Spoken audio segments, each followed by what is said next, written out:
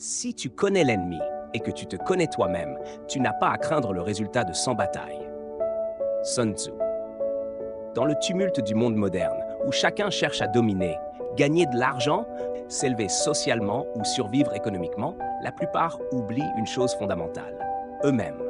Avant de lever une armée, avant de bâtir un empire, avant de lancer une entreprise ou d'investir ton premier euro, il y a un champ de bataille invisible que tu dois absolument conquérir, ton propre esprit. Sun Tzu n'est pas qu'un stratège militaire. Il est un philosophe de la vie. Et sa première leçon n'est pas de frapper, ni de manipuler, ni de calculer. Sa première leçon, c'est l'introspection. Chapitre 1. L'invisible combat. Sun Tzu ne commence pas l'art de la guerre en parlant de l'ennemi. Il commence par parler de 5 constantes fondamentales. La voie, le temps, le terrain, le commandement et la discipline. Toutes ces constantes, en réalité, renvoient à une chose, la connaissance de soi. La voie, tes valeurs, ta direction. Le temps, ton rythme intérieur. Le terrain, ton environnement, ta nature profonde. Le commandement, ton leadership sur toi-même. La discipline, ta capacité à rester droit. Si tu ignores qui tu es, comment tu réagis sous la pression, quels sont tes points faibles, tes émotions, tes impulsions, alors tu n'es qu'un fantassin livré au hasard du vent. Chapitre 2. Le paradoxe du monde moderne. Nous vivons à une époque où l'information est partout. On peut apprendre à coder, à trader, à parler devant une caméra, à vendre en ligne. Mais qui t'a appris à te connaître? Qui t'a enseigné comment fonctionnent tes propres pensées, comment détecter tes illusions, comment repérer ta peur déguisée en logique? Sun Tzu le savait. Un homme qui ne se connaît pas est dangereux, pour les autres et pour lui-même. Celui qui ne se connaît pas, mais connaît l'ennemi, n'a que 50% de chances de survie. Celui qui ne connaît ni l'un ni l'autre est condamné. Ce que tu crois être de la malchance est parfois juste un mauvais plan de bataille contre toi-même. Chapitre 3. Le champ de bataille intérieur. Dans la philosophie stratégique, la guerre n'est pas toujours un affrontement. C'est souvent une tension invisible. Et l'homme moderne est en guerre avec lui-même. Il veut réussir, mais procrastine. Il veut la liberté, mais craint l'inconnu. Il veut la discipline, mais fuit l'effort. Le général en toi doit observer cette dualité, sans jugement, mais avec lucidité. Chaque décision que tu prends est influencée par tes blessures passées, tes croyances familiales, ton niveau de fatigue, ta gestion émotionnelle. Si tu ne cartographies pas ton champ intérieur, tu ne pourras jamais déployer une stratégie extérieure. Chapitre 4. Se préparer. Sun Tzu nous enseigne l'importance de la préparation invisible.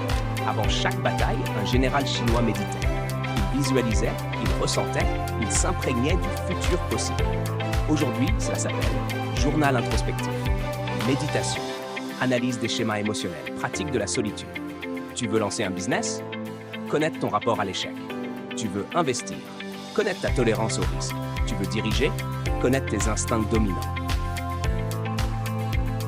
Chapitre 5. 3 exercices stratégiques pour se connaître. 1. L'audit de soi.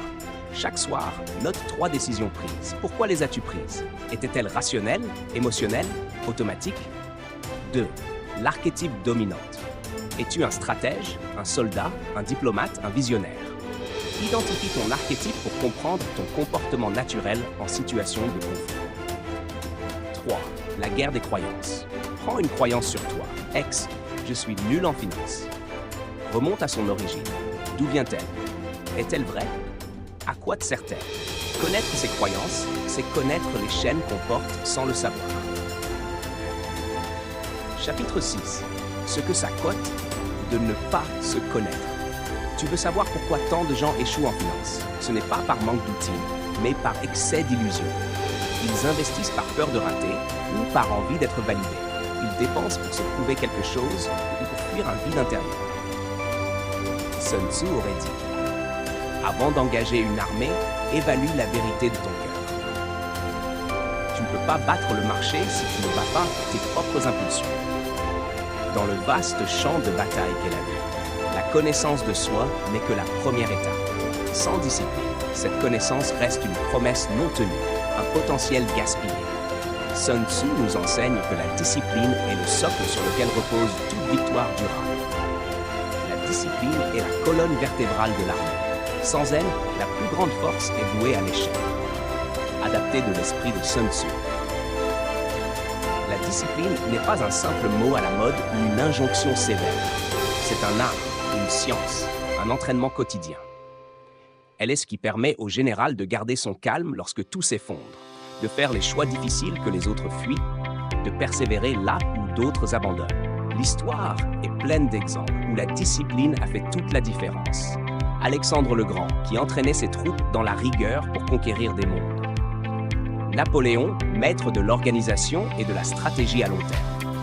Plus proche de nous, les grands entrepreneurs qui ont su bâtir des empires grâce à des routines rigoureuses.